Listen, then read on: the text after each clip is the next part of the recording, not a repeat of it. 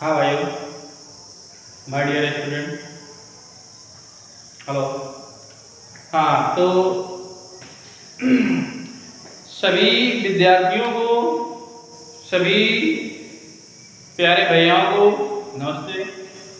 इसके पहले वीडियो में मैंने आपको कुछ बताया था द्रव्य के बारे में, मैटर के बारे में। उसी क्रम पे आगे फिर मैं बताने की आपकी कोशिश करूंगा। ये नेक्स्ट वीडियो फिर उसी सिलेबस के आगे। तो जैसा कि आप देख रहे हैं यहाँ पे द्रव्य मैटर, ठीक है ना। इसी के विषय में बताया था, कल मैंने डिफाइन किया था द्रव्य क्या होता है, इसके विषय में बताया था। आगे देखेंगे द्रव्य मैटर, ठीक है ना। तो द्रव्य को भौतिक अवस्था के आधार पर और उसके रासायनिक अवस्था के आधार पर, physical property and chemical property के आधार पर दो भागों में डिवाइड किया गया, ठीक है ना। भौतिक वर्गीकरण, फिजिकल क्लासिफिकेशन एंड रासायनिक वर्गीकरण, केमिकल क्लासिफिकेशन, ठीक है ना। तो matter classified of two types, physical classification and chemical classification, ठीक है।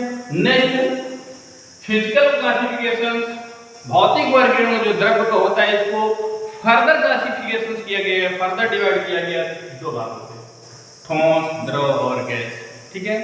तो भौतिक अवस्था के आधार पर ठोसों का तीन भागों में डिवाइडेशन किया गया है, तीन भागों में क्लासिफाइड किया गया है। जैसे ठोस अवस्था, ठीक है ना, ठीक है ना।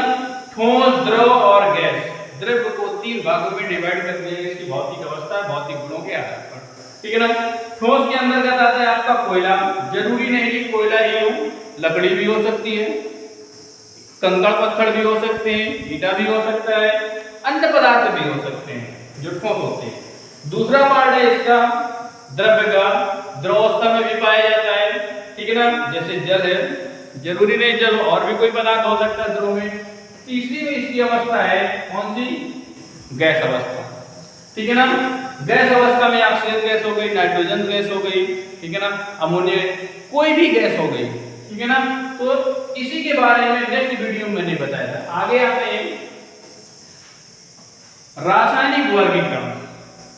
द्रव्य को उसकी केमिकल प्रॉपर्टी के आधार पर, रासायनिक गुणों के आधार पर उसको दो भागों में डिवाइड किया गया है, प्योर सब्सटेंस एंड मिक्सचर। शुद्ध पदार्थ, शुद्ध पदार्थ वे पदार्थ होते हैं जिसमें एक ही प्रकार के तत्व होते हैं, एक ही प्रकार के तत्वों से मिलकर के बना होता है, ठीक है ना। शुद्ध पदार्थ, प्योर सब्सटेंस। शुद्ध पदार्थ का मतलब एक ही पदार्थ, एक ही प्रकार का पदार्थ हो, उसमें कोई दूसरा पदार्थ अन्य न घुलो। जैसे लोहा है तो उसमें लोहे के ही परमाणु होंगे, कोई अदर सब्सटेंस नहीं होगा। जल है तो जल में ही जल के ही पदार्थ होंगे, कोई दूसरा पदार्थ नहीं होगा, ठीक है ना। नमक है NaCl, तो नमक ही, कोई दूसरा पदार्थ उसमें नहीं है। मतलब कोई ऐसा सब्सटेंस, ऐसा पदार्थ जिसमें एक ही प्रकार का, एक मतलब पदार्थ के एक ही अणु, जिस अणुओं से मिलकर के बनाओ, जिस परमाणुओं से मिलकर के बनाओ, एक ही प्रकार के परमाणु हों उसमें, ठीक है। एक ही प्रकार मतलब उसी पदार्थ के ही अवयवी कण हों, ऐसा कोई पदार्थ जिसका निर्माण, ठीक है ना, स्वयं के कणों से होता है, कोई अदर पदार्थ उसमें कोई दूसरा पदार्थ नहीं मिलता, ठीक। ऐसे पदार्थ को हम शुद्ध पदार्थ कहते हैं, ठीक है ना। शुद्ध पदार्थ को, प्योर सब्सटेंस को दो भागों में बांटा गया, तत्व और यौगिक। इसको एलिमेंट्स कहते हैं, एलिमेंट। हमारी मेंडलीव की पीरियड टेबल में जितने भी तत्व रखे हुए हैं वो सब एलिमेंट्स हैं, ठीक है ना।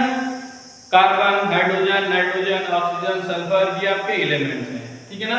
एलिमेंट जो होते हैं इसमें एक ही प्रकार के परमाणु होते हैं, एक ही, उसमें एक ही प्रकार के शुद्ध अणु पाए जाते हैं, इसमें एक ही प्रकार के एलिमेंट में एक ही प्रकार के परमाणु पाए, कोई दूसरे नहीं। यौगिक, दो या दो से अधिक तत्वों से मिलकर के बनने वाले यौगिक पदार्थ को यौगिक कहते हैं। जैसे हमारा H2O जल, ठीक है ना, ये हाइड्रोजन ऑक्सीजन से मिलकर के बना होता है।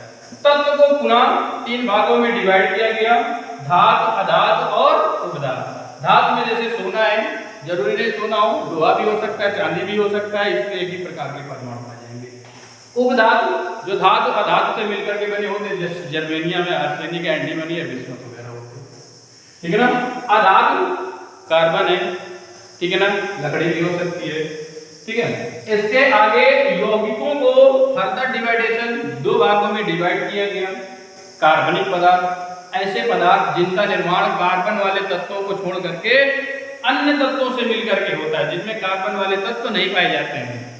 ऐसे कार्बनिक यौगिक जिन यौगिकों में कार्बन नहीं पाया जाता उनको हम अकार्बनिक यौगिक, हमारे नहीं, कार्बनिक का मतलब कार्बन, ऐसे कार्बनिक यौगिक जिसमें कार्बन नहीं पाया जाता।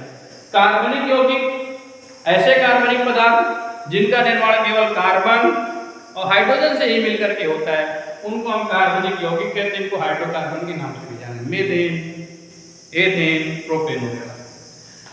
अब बात आती है मिश्रण की। मिश्रण को दो भागों में डिवाइड किया गया, डिवाइड किया गया। समांगी मिश्रण, इसको होमोजीनियस मिक्सचर कहते हैं। दूसरा है विषमांगी मिश्रण, इसको हेटेरोजीनियस मिक्सचर। समांगी मिश्रण नमक और जल से मिलकर के बना होता है, विलयन, मतलब ऐसा कोई पदार्थ जो किसी विलायक में डालने पर उसके अवयवी कण उसमें विलायक में घुल करके समान रूप से वितरित हो जाते हैं, जिसको हम आइडेंटिफिकेशन द्वारा पहचान नहीं, मतलब आंखों द्वारा पहचान नहीं किया जा सकता है, और समान रूप से विलायक में वितरित हो जाता है और एक समांगी मिश्रण बनाता है। ऐसे पदार्थों को, ठीक है ना, समांगी मिश्रण कहते हैं। जैसे चीनी और जल का घोल, शरबत जिसे कहते हैं, नमक और जल का घोल, ठीक है ना, ये आसानी से इसमें घुल जाते हैं।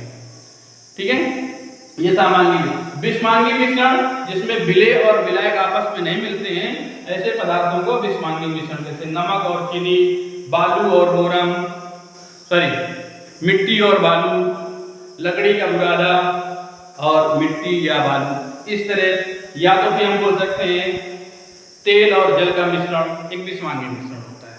तो ये इसका क्लासिफिकेशन और परिचय था, और इतना ही है, इसको नोट कर लीजिएगा। आगे फिर आपके वीडियो में नेक्स्ट इसी के आगे फिर बताएंगे। Thank you.